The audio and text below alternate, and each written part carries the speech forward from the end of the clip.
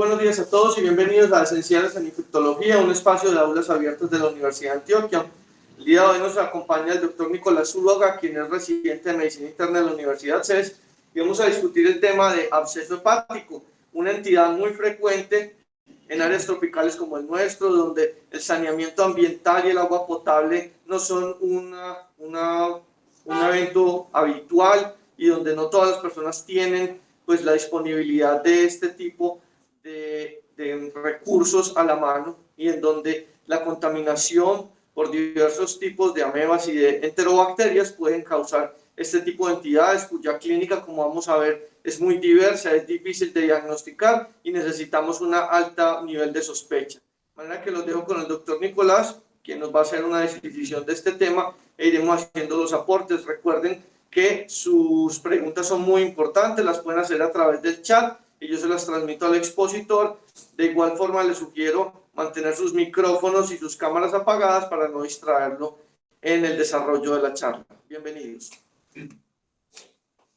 Bueno, muy buenos días para todos. Gracias, doctor Cataño, por la introducción. Y como él bien mencionó entonces, la idea del día de hoy será abordar el tema de absceso hepático. Con este propósito, entonces, desarrollaremos el siguiente derrotero. Inicialmente, definir y clasificar a diferentes tipos de absceso hepático, y a partir de ello, una vez clasificados los dos principales dominios etiológicos, desarrollar los siguientes en cada uno de ellos: su epidemiología, factores de riesgo, microbiología y patogenia, clínica y un adecuado abordaje diagnóstico y terapéutico. Para iniciar entonces con la definición, vamos a ver que varios autores definen el absceso hepático simple y llanamente con una colección de pus rodeado de un tejido inflamatorio en el parénquima hepático. Otros autores mencionan que es una masa secundaria, una invasión microbiológica por diferentes microorganismos. Sin embargo, vamos a ver una definición bastante amplia y poco específica. Por lo que para poder abordar los diferentes aspectos de este tema, nos remitiremos a hablar de cada una de las etiologías bacterianas. Y vamos a ver que en literatura médica vamos a encontrar tres dominios. Uno de ellos, el bacteriano; otro de ellos, el parasitario, e incluso algunos mencionan la etiología fúngica. Sin embargo, esta última, dada su baja relevancia epidemiológica y su baja frecuencia, no la abordaremos el día de hoy, sino que nos centraremos principalmente en estos dos factores, bacterianas y parasitarias, que se clasificarán entonces como absceso hepático piógeno y el absceso hepático amibiano. Dando esto en claro, entonces, entremos en materia y empecemos a hablar sobre el absceso hepático piógeno. Entonces, absceso hepático piógeno. Inicialmente, destacar que dentro de las colecciones abdominales, el absceso hepático piógeno se da el 48% de las causas en esta localización, siendo entonces una entidad importante en cuanto a abscesos intraabdominales. Cuando nos centramos y nos limitamos a los abscesos en el parénquima hepático, vamos a ver que será extremadamente variable a la distribución geográfica de estos abscesos. Por ejemplo, vamos a ver que la prevalencia de absceso hepático piógeno en Estados Unidos se da entre un 80 a un 90%. Cifras desproporcionales si los vemos y los comparamos con países en vía de desarrollo, donde la prevalencia y proporción será menor, dada la presencia de otras etiologías como parasitarias y fúngicas, como lo veremos en el otro dominio etiológico. Asimismo, se verá reflejado en la incidencia de esta patología, donde veremos que en países como Estados Unidos, Reino Unido y Dinamarca, las incidencias serán de 4.3, 2.3 y 1.1 por cada 100.000 personas año. Una incidencia que será menor cuando la comparamos en países de Oriente, como lo es Taiwán, donde encontraremos incidencias hasta 10 veces mayores, entre 16 a 20 casos por 100.000 personas año. Contrastando entonces la diferencia de incidencias, y también aquí resaltando que Taiwán será uno de los países con mayor incidencia a nivel mundial, e incluso será una potencia en estudios en cuanto a procesos hepáticos, especialmente, como veremos ahorita, por cultivos microbianos como infecciones en MUL y cepas hipervirulentas en esta región geográfica, pero ya abordaremos más sobre la parte de microbiología. Ahora bien, además de la susceptibilidad de la distribución geográfica, veremos que hay diferentes factores de riesgo que aumentarán la predisposición de mi paciente de desarrollar esta patología. Entre ellos, entonces, destacan: uno, la edad. Vamos a ver que será una patología que se dará especialmente en adultos mayores, siendo la edad de presentación más común entre los 60 a 80 años de edad, donde a partir de los 45 años empezará un riesgo creciente de adquirir esta enfermedad. Dos, el género. Veremos que será levemente mayor en pacientes masculinos, con una proporción aproximadamente de 2 a 1 con respecto a las mujeres. Tenemos los estados de malnutrición o desnutrición, inmunocompromiso, uso de corticosteroides a largo plazo, incluso el uso de los IVP se ha asociado con mayor prevalencia de artritis hepático piórino. La diabetes, un claro factor de riesgo para sus pacientes, esperándose hasta 3.2 veces más en esta población. También encontraremos entonces hepatopatías crónicas, especialmente entre ellas la mucomatosis ha sido la que más ha asociado, pancreatitis crónica y procesos neoplásicos activos. Siendo estos factores que aumentarán la susceptibilidad del paciente de poder adquirir esta entidad patológica. Ahora bien, teniendo en cuenta esos factores de riesgo, ¿cuáles serán los diferentes mecanismos de patogenia mediante los cuales mi paciente va a empezar a hacer la formación del absceso hepático piórino? Y veremos entonces que si logramos diagramar aquí muy básicamente un hígado, podremos diagramar las diferentes fuentes de infección. Aquí podríamos mostrar el sistema de Neoporta, las vías biliares, el árbol biliar, colero, cístico. También encontramos todo el lecho arterial de las arterias hepáticas, traumas directos, o bien sea por colecciones circundantes de infecciones por contigüidad. Tenemos el nombre de numeración esta: 1, 2, 3, 4, 5, siendo 5 los mecanismos descritos para la adquisición de esa patología. Empecemos entonces a hablar un poco sobre el sistema de Neoporta. En los libros clásicos de absceso hepático anteriormente se declaraba como la principal causa etiológica o mecanismo etiológico las plevlebitis secundarias a procesos infecciosos intraabdominales, donde lideraba la principal causa de procesos infecciosos la apendicitis, seguido procesos de diverticulitis, pancreatitis e incluso en algunos reportes de casos enfermedad intestinal inflamatoria, procesos inflamatorios que llevarían a la diseminación infecciosa por el sistema venoso vía porta hasta llegar a la parénquima hepática y la posterior formación del absceso. Ahora bien, dadas las herramientas que nos permiten diagnósticos precoces de apendicitis y a la resolución prematura de esta, cada vez más esta causa será menor, y al día de hoy encontramos que únicamente se atribuye entre el 10 al 20% de las causas de absceso hepático. Por el contrario, vamos a ver cómo las patologías derivadas de la hepatobiliares serán las que están predominando actualmente la aparición de los abscesos hepáticos. Y esto va a estar explicado parcialmente, uno, por el envejecimiento poblacional, que llevará mayor prevalencia de procesos neoplásicos obstructivos en esta vía, llevando a la estasis biliar consecuente y más predisposición de colangitis ascendente. Asimismo, encontramos el mayor número de procedimientos hepatobiliares en cada vez más frecuente y con la subsecuente posible complicación de los procedimientos quirúrgicos. Y otro factor a tener en cuenta serán los porcentajes de coleocolitiasis como proceso obstructivo, también podrán llegar a causar este absceso hepático piórino, siendo esta principal causa de entre un 40 a un 60%. Como tercer mecanismo, hablamos del lecho arterial con las arterias hepáticas. Esta fuente de diseminación se dará especialmente en procesos de bacteriemia, como veremos en pacientes sépticos, pacientes con endocarditis pacientes con infecciones de catéteres arteriales o incluso en pacientes con infecciones periodontales, donde simplemente habrá una infección metastásica, un embolismo séptico, el parénquima hepático y la posterior formación del absceso. Esto será atribuido el 10% de las causas. En cuanto al cuarto mecanismo, hablábamos de los traumas, bien sea traumas directos o bien sea traumas iatrogénicos. Traumas iatrogénicos como procedimientos quirúrgicos, como quimioembolizaciones en procesos neoplásicos, donde posteriormente se hará complicación de absceso hepático. Dentro de esa categoría también podemos encontrar cuerpos extraños, es infrecuente, pero hay reportes de casos donde con la ingesta de diferentes alimentos, huesos de pollo, espinas de pescado, mondadientes, logran perforar la mucosa duodenal, entran en contacto con el parénquima hepático y posteriormente la formación del absceso.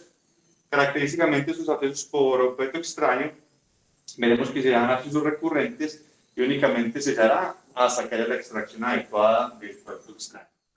Y como quinto mecanismo, mencionábamos las infecciones por contigüidad, por ejemplo, pacientes con colecistite, pacientes con abscesos subclínicos o perinéficos, que por contigüidad pueden llevar a la inflamación del tejido circundante hepático.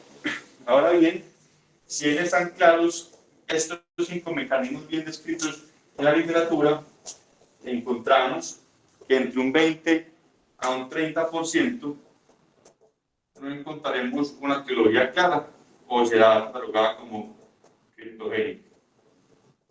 Esos porcentajes que ocupan un poco en el momento de intentar predecir el agente microbiológico que causó el absceso hepático y podrá oscurecer un poco el momento de la terapia empírica, pero como veremos en la parte microbiológica está claramente establecido qué patógenos predominan aquí. Entonces, esto dándome a hablar un poco de la microbiología. Entonces, veremos que refiriéndonos al libro de Mandel, lo más frecuente será encontrar aislamientos polimicrobianos, entre un 20 a un 50%. Ahora bien, si logramos aislamientos monobacterianos, los más frecuentemente aislados serán E. coli y Klebsiella pneumoniae, siendo el E. coli el más prevalente a nivel mundial, pero la Klebsiella pneumoniae cada vez cogiendo mayor auge, especialmente en países orientales, donde veremos que en países, como ya mencionábamos, Taiwán y Corea del Sur, tendrán prevalencias tan altas en aislamientos monobacterianos hasta un 80%. Por otro lado, seguidos de los microorganismos anaerobios, aquel principal microorganismo aislado serán los bacteroides, especialmente en agentes postraumáticos. Y por último, encontramos los agentes gram positivos, como el grupo del Streptococcus pylori, especialmente el Streptococcus anginosus, seguido de los enterococos y en menor medida la presencia de Staphylococcus aureus. Siendo estos patógenos nos obligarán a buscar infecciones metastásicas tipo endocarditis. Ahora bien, aquí ampliando un poco la información de los microorganismos involucrados, hablar un poco de la Klebsiella pneumoniae, que cada vez ha tomado más importancia en esta patología, especialmente por 2 aspectos. Uno, vamos a ver que han encontrado unas cepas hipermucoviscosas, especialmente las cepas K1 y cepas K2, las cuales tienen un potencial metastásico muy elevado.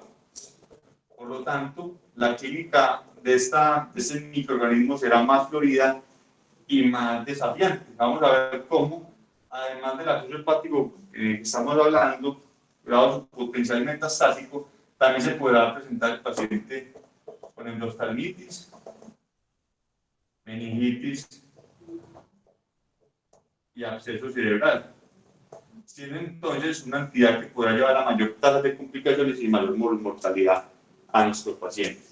Y otro punto a destacar sobre este microorganismo será entonces la asociación que se ha visto en los últimos años de la pleuria entre la neumonía y cáncer colorectal, especialmente en aquellos pacientes donde no hay aislamiento monomicrobiano y no hay presencia de patologías hepatobiliares que expliquen la infección. Incluso algunos autores, aunque no hay un consenso sobre esto, consideran pertinente la realización de estudios endoscópicos tipo colonoscopia para descartar el cáncer colorectal en estas circunstancias. Veamos esto claro, entonces, cómo será la presentación clínica de nuestro paciente con absceso hepático pioide. ¿Cómo llegará a nosotros este paciente? Vamos a ver que clásicamente se nos ha expuesto la triada clásica de fiebre, dolor en el hipocondrio derecho e ictericia.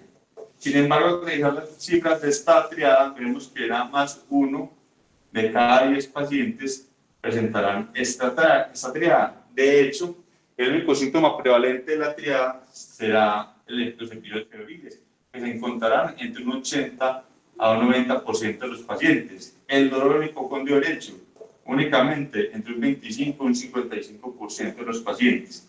Y la ictericia, únicamente entre un 20% de los pacientes. Generalmente no encontramos síntomas localizados, generalmente serán otros síntomas sistémicos como pérdida de peso, hiporexia, malestar general.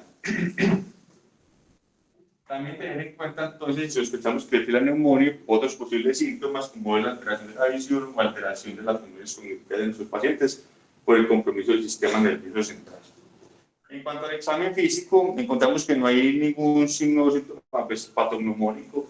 En el 50% de ellos podemos encontrar hepatomegalia, aproximadamente el 20% podemos encontrar una masa palpable a la palpación abdominal. En cuanto a los paraclínicos básicos, podemos encontrar elevación de reacciones de fase aguda, la PCR se encontrará elevada hasta el 98% de los casos, elevación de la fosfatasa alcalina entre un 60 a 80% de los casos, hipoalbuminemia hasta incluso un 70% de los casos, ya sea como reactante de fase aguda negativo o como un proceso inflamatorio crónico a nivel del hígado, y en menor medida las transaminasas y albúmina entre un 25 a un 35%. Como vemos entonces, son hallazgos clínicos y paraclínicos bastante inespecíficos y que poco aportan a la certeza diagnóstica en nuestro paciente. Por lo tanto, nos debemos soportar en ayudas imagenológicas y microbiológicas. En cuanto a modalidades imagenológicas, encontramos que como primera línea en los artículos de revisión nos proponen la ecografía abdominal y la tomografía abdominal contrastada, haciendo ambos estudios con buena sensibilidad y especificidad, y además nos permitirán el descarte de diferentes diagnósticos diferenciales que pudieran suscitar una sintomatología similar a la de absceso hepático. Ahora bien, ¿por qué la resonancia magnética no entra entre los estudios de primera línea? Vamos a ver que la resonancia magnética no aumenta la sensibilidad diagnóstica y un procedimiento más costoso, menos disponible, que consume mayor tiempo, y una característica importante es que no permite el drenaje guiado por imagenología, como si lo permiten estos dos, no estableciéndose como una modalidad de primera línea. Ahora bien, al compararnos sus dos modalidades de primera línea, encontramos que si bien la ecografía es más asequible, menos costosa, no requiere radiación y contraste venoso, cuando comparamos la sensibilidad diagnóstica entre estas dos metodologías, encontramos que la tomografía tiene sensibilidad de un 95% versus apenas no, pero sí un menor de 85% con la ecografía. Sensibilidad que puede haberse disminuida especialmente cuando tenemos abscesos menores de 3 centímetros, donde el rendimiento diagnóstico de la ecografía puede ser aún menor. Por lo tanto, en pacientes que sean candidatos a exponerse a radiación y a medio de contraste, será de elección la tomografía abdominal contrastada. Dejando esto claro, ¿cuáles serán los hallazgos imagenológicos que esperamos encontrar en nuestro paciente? Usualmente entonces encontraremos una lesión regular, redondeada, generalmente localizada en el lóbulo hepático derecho, dado que es el lóbulo con mayor masa y mayor irrigación. Ahí entonces encontraremos ecográficamente una hipoecogenidad y tomográficamente encontraremos una hipoatenuación central con un realce periférico. Algunos radiólogos incluso mencionan la presencia del signo de doble diana. ¿Qué básicamente es esto? Una hipoatenuación central, un realce periférico del anillo del absceso en fases tempranas y un no realce, un anillo externo que será el edema circundante a la inflamación del absceso hepático, mencionando como signo de la doble diana. Estos siendo los hallazgos típicos, pero igual podremos encontrar en literatura abscesos con bordes irregulares, tabicados, incluso hasta en el 20% de los abscesos vamos a encontrar contenido gaseoso, especialmente en pacientes que les sospechen Klebsiella pneumoniae, especialmente en pacientes diabéticos en estado de hiperglicemia, ya que el sustrato de carbohidratos le permitirá la fermentación, la actividad fermentada de la Klebsiella pneumoniae, de producir más dióxido de carbono y producir gas dentro del absceso. Ahora bien, no es infrecuente en los abscesos hepáticos piógenos que encontremos abscesos múltiples. Generalmente, esos abscesos múltiples se han visto que son menores de 10 milímetros y pueden hacer pequeñas conglomeraciones. Inclusive, uno de los signos radiológicos mencionados es el signo del racimo, que no es más que pequeñas colecciones de pus y tejido necrótico que se aglomeran formando este signo radiológico. Cuando eso progresa, puede haber una coalescencia entre estos abscesos múltiples y lleva a una gran cavitación y un gran absceso que también se puede ver encontrado. Dejando esto claro entonces, y una vez tengamos la imagen radiológica clara en nuestra cabeza, el siguiente paso a seguir será procurar lograr un aislamiento microbiológico a través del drenaje del material del absceso. Ya más adelante en la parte de tratamiento hablaremos de qué técnica se prefiere de acuerdo a las características propias del absceso, pero en cuanto a la parte diagnóstica encontraremos que una vez drenado, ya por aguja fina o por drenaje con colocación de catéter, una vez obtenida la muestra debemos siempre ir grado y cultivo tanto para aerobios y anaerobios.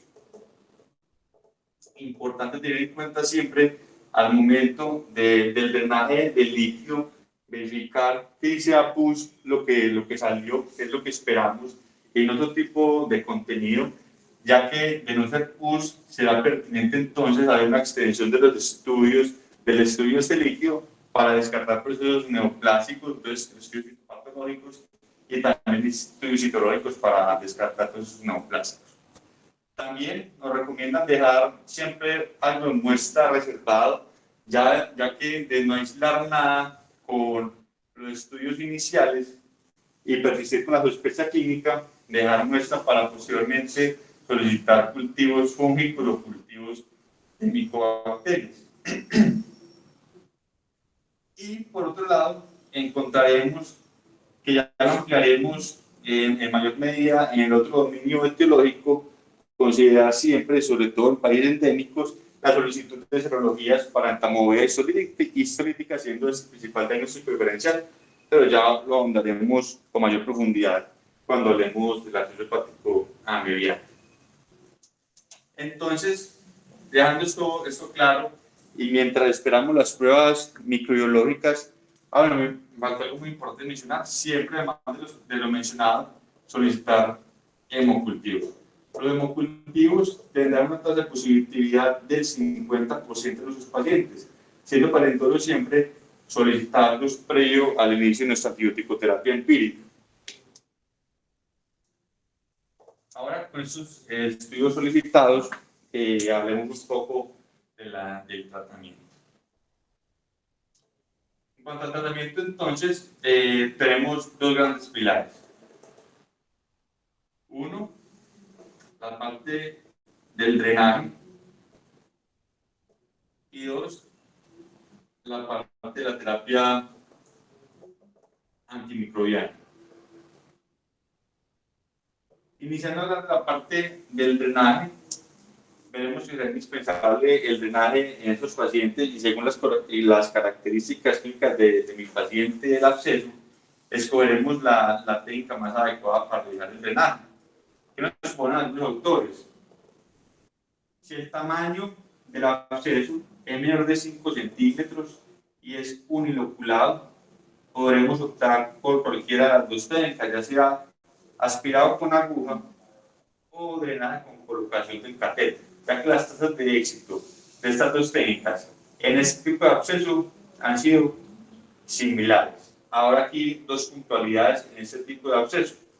Vamos a ver y escogemos el aspirado por aguja, el 50% de los pacientes requerirá una nueva intervención.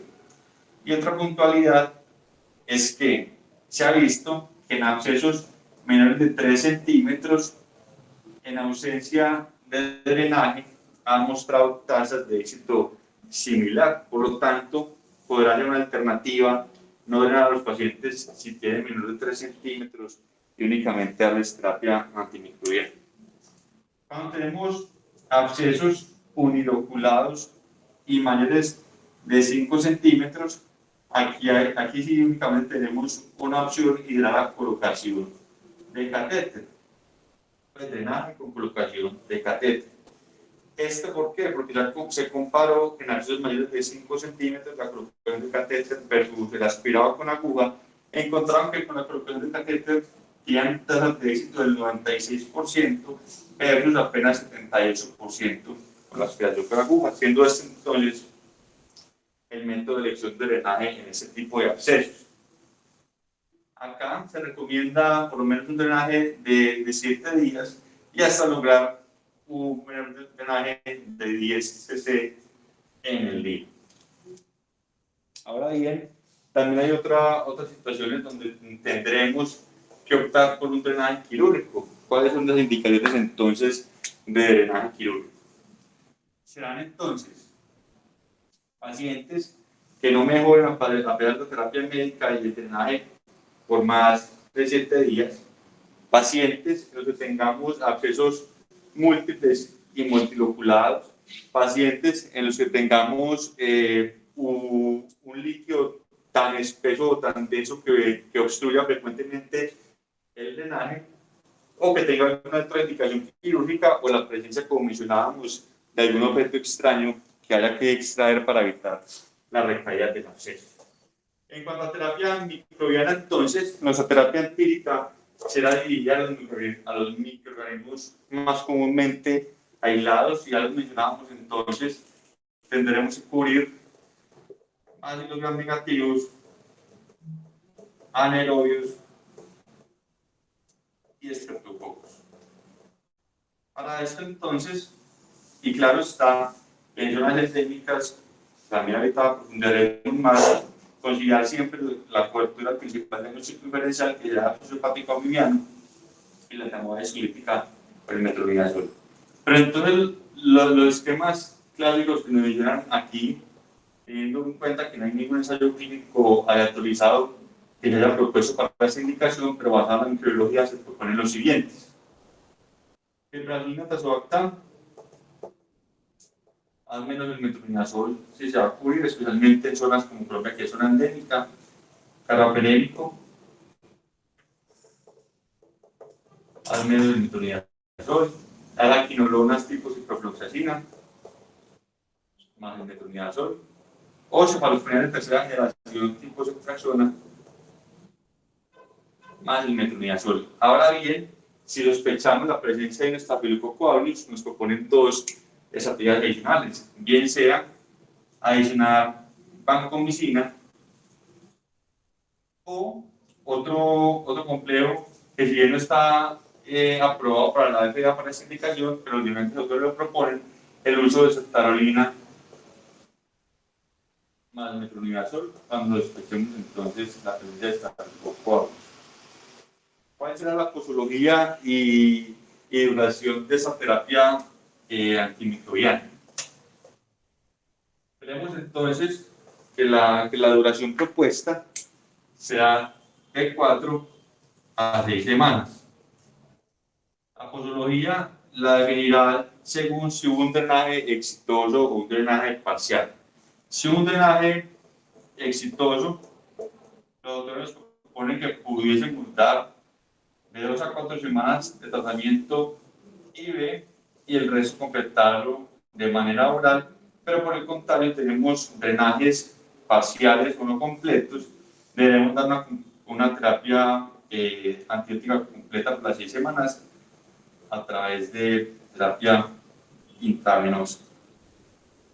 Y en cuanto al seguimiento imagenológico de esos pacientes, no se recomienda de rutina, únicamente si persisten los síntomas y la presencia de anormalidades del laboratorio, ya que las imágenes patológicas a nivel de parénquima hepática pueden durar hasta 16 semanas a pesar de una adecuada terapia en esos pacientes. Vean este tema. Por terminado, empecemos a hablar un poco del absceso hepático amibiano. Entonces, el absceso hepático amibiano, empecemos por mencionarlo como la principal manifestación extraintestinal de la amibiasis.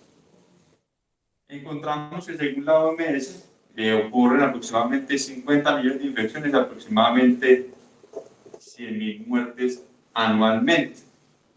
Y en contraste con el absceso hepático piógeno, encontramos que ese tiene una mejor sobrevida, una mortalidad menor del 1%, mejor respuesta a terapia antibiótica, menores tasas de duración hospitalaria, encontramos una duración hospitalaria promedio de 7.7 días versus en el absceso hepático amibiano que tiene una duración hospitalaria de absceso hepático piógeno tiene una duración hospitalaria de 13.5 días, una duración antibiótica del absceso hepático amibiano que es de 7 a 10 días versus un promedio de duración de la terapia antibiótica del absceso hepático amibiano que puede ser hasta 35 días hasta 6 semanas, como lo mencionábamos. También se ha visto que tiene menos sobrecostos al sistema de salud. Según un estudio también en Taiwán, vieron que la hospitalización promedio de pacientes con abscesos hepáticos amibianos está aproximadamente calculada $4.200 versus entre $6.000 y $7.200 en los abscesos hepáticos biógenos. En cuanto a su parte geográfica, ya mencionamos, hallamos referencia que será más comúnmente encontrado en países en vía de desarrollo, países con bajos recursos, que hay más presencia de aguas contaminadas, poco saneamiento alimentario, entonces la proporción es la mayor. Encontramos la mayor prevalencia en pacientes como India, en pacientes, países en Centroamérica y Sudamérica, y en África, siendo los continentes más frecuentemente implicados. En cuanto a los países en vía de desarrollo, encontraremos que la adquisición del absceso hepático amibiano será de hecho por aquellos viajeros a zonas endémicas o por prácticas sexuales alternativas como lo es el sexo oral anal. En cuanto a las probabilidades de zona endémica, se ha visto que en promedio los países tienen una exposición en la zona endémica de aproximadamente 6 semanas, pero se han reportado casos incluso que se requirió solo de 4 días en estos lugares para lograr la colonización por este microorganismo. Ahora bien, hablemos un poco de los factores de riesgo para formar el absceso hepático amibiano. En contraste con el piógeno, entonces encontraremos que la edad será más frecuentemente encontrado en pacientes más jóvenes. El promedio de edad será entre la tercera y quinta década de la vida, entonces serán pacientes más jóvenes. 2.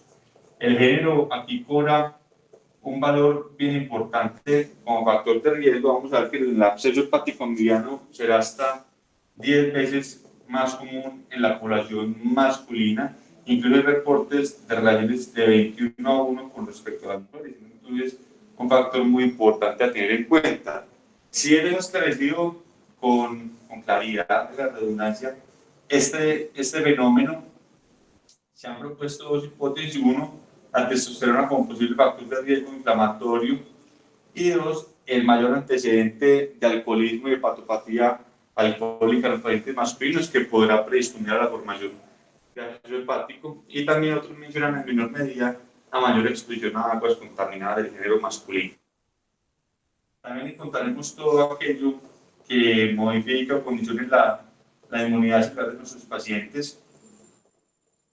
Entre ellos destacan entonces los pacientes trasplantados, pacientes con consumo crónico de corticoides, pacientes VIH, especialmente los pacientes homosexuales con el sexo oral anal, y también por último también mencionar, que ya lo hemos venido mencionando, el consumo de aguas contaminadas y poco saneamiento alimentario de estos pacientes. Ahora, ya hablar un poco de la microbiología y patogenia de este segundo dominio etiológico. Aquí entonces destaca como único microorganismo la entamoeba histolítica. La entamoeba histolítica tiene la particularidad que es la única entamoeba con capacidad patógena e invasiva en los seres humanos. ¿Y cómo adquirimos entonces esta infección? Usualmente entonces tenemos que el paciente se expone a aguas contaminadas, ricas en quistes maduros de entamoeba histolítica, se ingiere este quiste pasa al intestino delgado. En nuestro intestino delgado el quiste logra eclosionar y logra la liberación de nuestros trofosoditos móviles. Estos trofosoditos móviles tienen la capacidad migratoria de llegar hasta la mucosa colónica. En la mucosa colónica, estos trofosoditos tienen la capacidad de expresar en su membrana una lectina. Esta lectina del trofosodito móvil se podrá adherir a unos receptores de galactosa y de N-acetilgalactosamina que le permitirán la invasión de los colonocitos y todo el parénquima intestinal. Una vez colonizados nuestros pacientes, tenemos tres posibles vías o tres posibles caminos. Uno, que es el más común, una vez colonizamos nuestro paciente, hasta el 90% será una infección asintomática. Dos, hasta el 10% manifestará una colitis amibiana. Y tres, aproximadamente menor del 1% o del 1 al 2%, encontraremos manifestaciones extraintestinales, siendo el más común el absceso hepático amibiano, que al vez colonizado el colonocito logra la invasión hematógena por el sistema vía porta, logra llegar hasta el parénquima hepático. Ahí, basado en la liberación de citoquinas y procesos inflamatorios, empieza un análisis hepatocelular continua, y eso llevará a la acumulación paulatina de detritos celulares exudados que poco a poco irá formando el absceso hepático amibiano. Absceso hepático que se caracterizará por su contenido achocolatado, también referido como pasta de anchoas, que básicamente será resultado de toda la muerte hepatocelular allí presente. Con esto claro, entonces, ¿cómo se presentará nuestro paciente clínicamente? Tenemos que la clínica no diferirá de manera importante en cuanto al absceso hepático piógeno, será también muy inespecífica. El 80% presentará fiebre y olor en el hipocondrio derecho. En menor medida presentará ictericia, menos del 10%, contrario a lo que uno pensaría. Menos de un tercio de los pacientes presentarán síntomas gastrointestinales o diarrea en el momento de la formación de absceso hepático. Presentarán síntomas sistémicos como pérdida de peso, hiporexia, escalofríos, pero sin un síntoma patognomónico. En cuanto al examen físico, también presentará hepatomegalia en un 50%, y menos del 2% de las causas, la palpación abdominal, se podrá palpar una masa dolorosa a nivel colónico que puede puede sugerir la presencia de una meoma. En cuanto a paraclínicos básicos, encontraremos que resalta la leucocitosis. De manera llamativa y reiterativa, los artículos mencionan que lo más común es que no haya eosinofilia, que muchas veces las infecciones parasitarias uno espera este hallazgo, pero lo más común aquí es que no. También la presencia de la fosfatasa alcalina entre un 70 a un 80%, y esto elevará en menor medida transaminasas y bilirrubinas, que estarán presentes en menos del 25% de nuestros pacientes. Como vemos entonces, también es un cuadro clínico que poco aporta a la certeza diagnóstica, por lo que también nos apoyaremos en los estudios imagenológicos y microbiológicos. Siendo los estudios imagenológicos muy difíciles de diferenciar del radioso hepático piógeno, ya vemos que son imágenes muy similares, incluso los radiólogos pocas veces comprometen al diagnóstico diferencial únicamente con el estudio imagenológico. Generalmente también se presenta una lesión única, redondeada. Generalmente estos arterios son de mayor tamaño. También se presentan más en el lóbulo hepático derecho, pero más en los aspectos posteriores. También es importante en estos abscesos en cuanto a la localización del parénquima hepático, mencionar que aquellos localizados en el lóbulo izquierdo serán más susceptibles de rotura y diseminación a la caja torácica y al saco pericárdico o pleural. Inclusive se podrán presentar los pacientes con síntomas cardiorrespiratorios. En cuanto a la rotura, veremos que generalmente se hace la cavidad torácica 4 veces más y únicamente el 7% hará la rotura hasta el peritoneo, podriendo manifestar síntomas de peritonitis. Como hallazgos ecográficos también veremos la hipocogenicidad central, el realce periférico con hipotensión central en la parte tomográfica, pero son otros hallazgos característicos que nos permitan la clara certeza diagnóstica. Pero sí, nos basaremos entonces en los estudios microbiológicos. La literatura nos propone los siguientes posibles estudios. Entonces, en cuanto a la serología, el más comúnmente solicitado y utilizado son los anticuerpos antiamibianos. Estos, el 99% de los pacientes con abscesos hepáticos amibianos lograrán el desarrollo de anticuerpos, siendo una herramienta muy útil, pero aquí entonces unas puntualidades. Veremos que tendrá una sensibilidad diagnóstica muy buena, pero sobre todo en los primeros 7 días encontraremos tasas importantes de falsos negativos. Sin embargo, hay un promedio de sensibilidad al momento del diagnóstico de un 92%, pero si repetimos esto posterior a los 7 días, probablemente ya el paciente haya hecho los anticuerpos. Otra cosa importante a mencionar aquí es que el 35% de los pacientes en zonas endémicas pueden tener positividad de los anticuerpos antiamibianos en ausencia de infecciones agudas, ya sea por una infección previa. Por lo tanto, se dice que es una herramienta excelente para descartar la presencia de la infección, pero no podremos diferenciar entre una infección aguda o un antecedente de la infección, especialmente en zonas endémicas. Por lo tanto, en los últimos años también han investigado sobre el uso complementario de posibles pruebas antigénicas.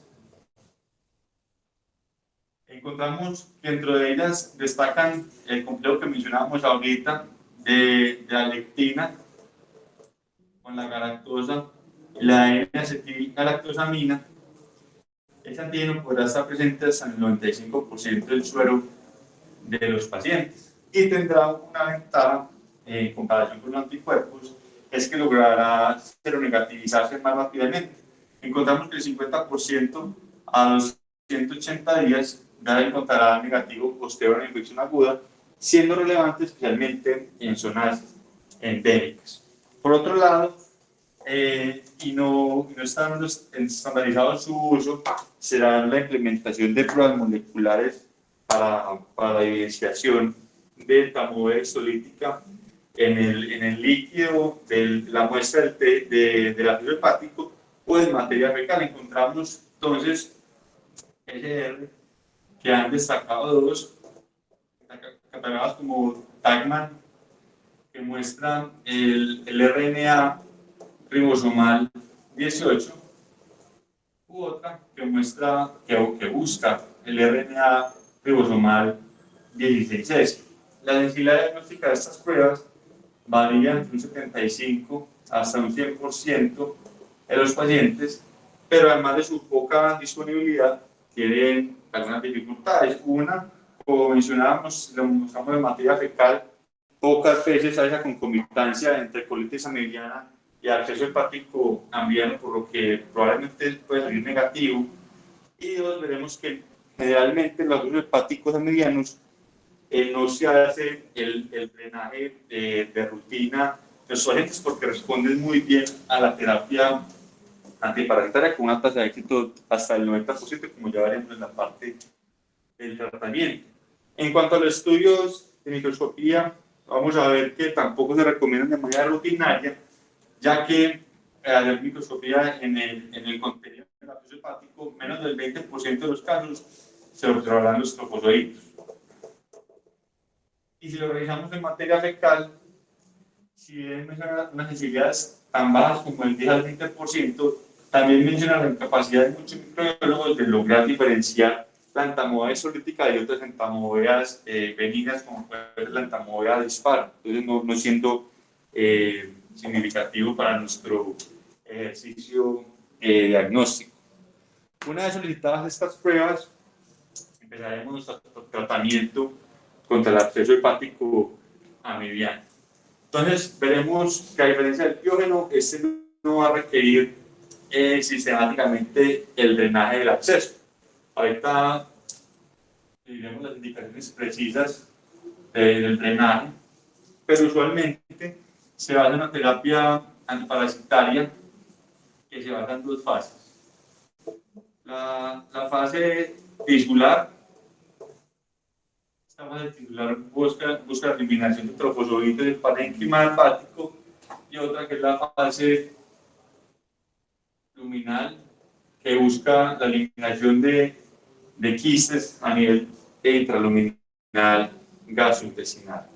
En cuanto a la fase tisular, encontramos que se nos recomienda, como primera línea, estos medicamentos, ya sea el metronidazol a una dosis de 750 miligramos cada 8 horas, con una duración de 7 a 10 días. En cuanto a su posología, se va a preferir siempre vía oral siempre cuando nuestro paciente la tolere, ya que al compararlo con terapias parenterales vieron una no diferencia significativa en cuanto a tasa de éxito, siendo el metronidazol un antibiótico con muy buena biodisponibilidad y absorción. Lo otro, encontramos entonces metronidazol a dosis de 2 gramos al día durante 5 días, también darlo en vía oral. Y como alternativa, también se nos plantea la nitazoxanida, darla 500 miligramos cada 12 horas por un promedio de 10 días. Ahora, si habla la terapia con este medicamento, ya lo mencionábamos, una tasa de éxito de hasta el 90%. Acá era un 10% que no responde a terapia médica y se habla de las indicaciones de nada que ver con esos pacientes. Y a pesar de la terapia médica óptima, encontraremos que si bien se eliminará la parte de los trofozoitos tisulares, hasta un 40% de las veces quedarán remanentes quísticos intraluminales, por lo que se promueve la utilización de agentes luminales a nivel gastrointestinal. Dentro de ellos destaca la vancomicina, un aminoglicosídeo que se dará una dosis de 25 a 30 miligramos por kilo, dividido en 3 dosis, para una duración de 7 a 10 días, o también otros medicamentos como el yoquinol, a una dosis de 650 miligramos cada 8 horas durante 20 días, Esto pretendiendo eliminar estas formas quísticas que permitirán menores tasas de recaída y también menor diseminación de quistes pues, en la materia fecal de nuestro paciente. Esto en cuanto a la terapia. Ahora, ¿en qué pacientes debemos realizar el drenaje del absceso hepático anfibiano? Aquí resalta lo que ya mencionábamos, la no respuesta que se dará hasta un 10% de los pacientes a pesar de la terapia antiparasitaria de drenaje. 2. En los pacientes con abscesos mayores de 10 centímetros o con inminencia de ruptura, especialmente están ubicados en el lóbulo izquierdo, que como mencionamos son más susceptibles de ruptura, siendo las principales indicaciones de drenaje en estos pacientes. Y ya para finalizar, mencionar algo del seguimiento imagenológico de los pacientes.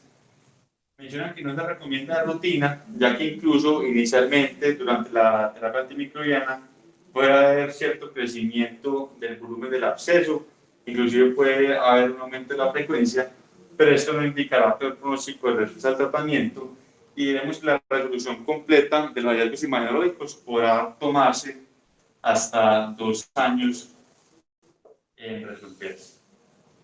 Bueno, muchas gracias. Eso era lo que tenía para compartir el día de hoy. Espero que haya sido de utilidad. Muy bien, un agradecimiento a Nicolás por habernos expuesto este tema tan interesante con lo que tiene que ver con estas dos fases de lo que es el espectro clínico del absceso hepático. Yo solamente para terminar quería darles algunas anotaciones con respecto al tratamiento antibiótico, porque es una de las partes fundamentales de esto que es el absceso hepático piógeno, que en nuestro medio muchas veces se puede ver incluso abscesos hepáticos mixtos, en donde hay amebiano y se sobreinfecta con bacterias piógenas del tracto gastrointestinal, y en donde por eso es que debemos tener en cuenta estos tratamientos antibióticos. Lo primero es que miren que en ningún momento mencionamos ampicilina sulbactam. ¿Por qué? Porque si uno de los agentes etiológicos es E. coli, pues entonces E. coli en nuestro medio, en nuestro país y en nuestra ciudad tiene una resistencia mayor del 50% a este grupo de antibióticos. Entonces no sería una terapia empírica a utilizar. De otro lado, si usted ya tiene un antibiograma en la mano que le muestra que es efectivamente una E. coli sensible a ampicilina sulbactam, pues entonces entraría a escalar. De manera que el antibiótico de elección sería piperacilina tazobactam, como lo decía Nicolás, más o menos metronidazol, y otra terapia, porque hay muchas personas que son alérgicas a penicilina o que por alguna circunstancia no pueden recibir este antibiótico, o porque se trata de una enterobacteria productora de enzimas tipo AMC, como Enterobacter chiloase, etc. Entonces en estos casos utilizaríamos cipro más metronidazol. Aquí ya no es más menos, porque en el más menos uno considera que con piptazo están cubiertos bien los anaerobios, y el metronidazol sería para el caso eventual de la coinfección con amebas, pero en el caso de ciprofloxacina siempre tiene que ir acompañada de metronidazol, porque ciprofloxacina carece de actividad contra los anaerobios, que con mucha frecuencia acompañan a los piógenos aerobios en este tipo de infecciones. Fíjense que en ningún momento les estoy mencionando a otros grupos de antibióticos como los carbapenems o como la combinación de cefalosporinas de tercera generación más menos metronidazol, que son otras opciones que Nicolás les mencionaba, pero que debemos dejarlas siempre de últimas en el espectro, porque pues los carbapenems no queremos hacer un sobreuso de esta herramienta terapéutica tan importante, puesto que genera la producción de gérmenes con resistencia a este grupo de antibióticos, y porque las cefalosporinas de tercera generación debiesen ser considerados como el último, porque son los grandes responsables de que en los hospitales tengamos las famosas BLES, betalactamasas de espectro extendido. De manera que mientras menos utilicemos las cefalosporinas de tercera, pues menos BLES vamos a tener en las instituciones. Por eso los tratamientos de elección serían estos dos esquemas. De otro lado, algo que no se mencionó y que también es un absceso hepático, pero de otra fisiopatología diferente, es el absceso hepático fúngico, mucho más raro, sobre todo el que es debido a cándida en pacientes que tienen fungemias, en pacientes que tienen neutropenias febriles, y lo otro son otros parasitarios que tienen que ver específicamente con áreas endémicas donde haya equinococo o quiste hidatídico, en donde sí podemos encontrar este tipo de parásitos causando, pues no precisamente un absceso hepático, pero sí un quiste hidatídico, que sería otra forma de diagnóstico diferencial a considerar con este tipo de patología hepática en particular. Esto era lo que teníamos para comentarles entonces el día de hoy. Espero que esto sea de utilidad. Recuerden, esto es Esenciales de Infectología, un espacio de aulas abiertas de la Universidad de Antioquia, y nos vemos en una próxima oportunidad. Muchas gracias.